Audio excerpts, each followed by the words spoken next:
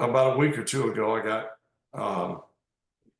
this invite to the Leith Steinberg Foundation award ceremony, and I'm getting a humanitarian award for my concussion awareness, mainly. But Deanna and I, we we formed after she got breast cancer way back when. I think she was 33. I was 32. Um, we joined forces and started the Far for Hope Foundation, and proudly we have donated around $11 million to various charities. And you're right, there's been a lot of negative attention the last couple of years, and I'm still fighting that. So I was very humbled to know that I'm going to get this award Saturday. In concussions, ever since I left the game, I've been just really adamant about trying to find a solution, a treatment for concussions, not knowing that I would end up with Parkinson's, which there's no way to tell exactly where I got it. There's no history in the family, and you got to assume concussions played a big part of it. So if in my lifetime, if I can be a part of getting a treatment that either or a cure, for concussions, that would be the greatest accomplishment that I'm a part of. So this is hopefully just a small piece in a big puzzle that we can solve. Brett, we've talked a lot about concussions and CTE and your Parkinson's, obviously, and I don't want to look sadly or anything, but have you looked down the line, 30 years from now, 40 years from now, when and if you're gone, do you want the doctors to check your brain for CTE to see what actually was there? Have you even thought about that? I've thought about it. I think, I hope I live a long life. Don't we all? But this definitely throws a wrench into my future. Um, I think by the time that my brain is meant to be studied, they will probably have solved a lot of of that puzzle. Um, as I understand it today, there's no way to test a living athlete or just a living person for CTE, so you have to be deceased. But I have no problems with them studying it. It probably wouldn't take long to study it.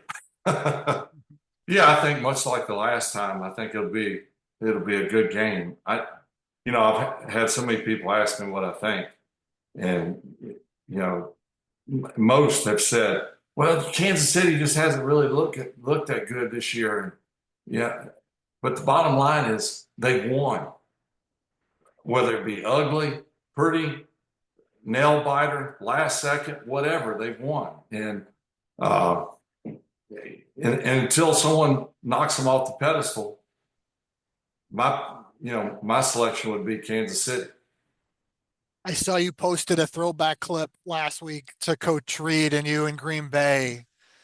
You have a good relationship. What Yeah, makes him so special is he's going to do something that's never been done before. yeah. Well, first of all, none of his success surprises me. He's about as simple a coach as you'll ever find. He doesn't, and I've been around a lot of coaches, and sometimes they can outthink themselves. They draw up all these exotic schemes and plays, but ultimately the guys have to run them. They have to understand them. And so Andy has done just a masterful job of just simplifying things because among the chaos, it can muddy the waters if you complicate things by maybe terminology or scheme. But when all 11 know exactly what to do, what their role is, it's amazing how much success you can have. And of course, having Mahomes as your quarterback certainly helps. But he's just a very simple coach, very likable. He's not a hard ass, but he has the respect of the whole team. Did you see back then, that this guy was destined to be a NFL head coach? I knew that he would move up the ladder. I didn't think he would move up the ladder as quickly as he did. Um, he just went from a regular old tight end coach to quarterback coach to head coach, and then the Andy Reid we know today. So I knew he had it in him. I didn't think he'd move up that fast. You mentioned Patrick Mahomes. He's playing in his fifth Super Bowl, could win three straight, would be his fourth win. He'd be 29 years old with four Super Bowls. Tom didn't win his fourth till he was 37.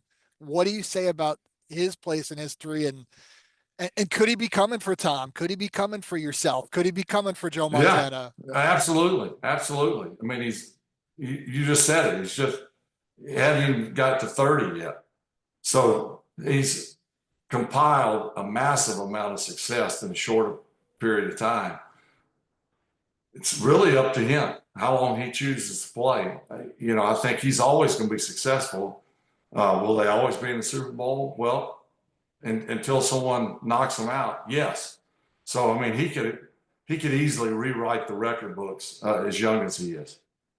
You did go back to back.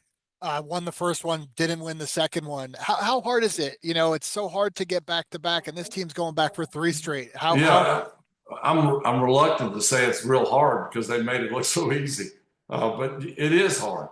Uh, there's so many factors in it going back.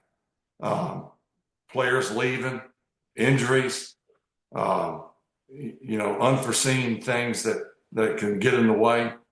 Um, I mean, it's just very difficult. I thought after we lost the second one, I'll be back several more times, and I'm sure a lot of players said the same thing. And I never went back. So what they have done, what Tom Brady has done, is nothing short of amazing.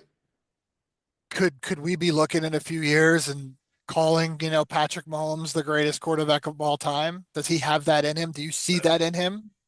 I definitely see it in him. It remains to be seen if that's the case, but certainly he's placing himself in a position that you would assume if he plays 10 more years, he could be ahead of Tom Brady.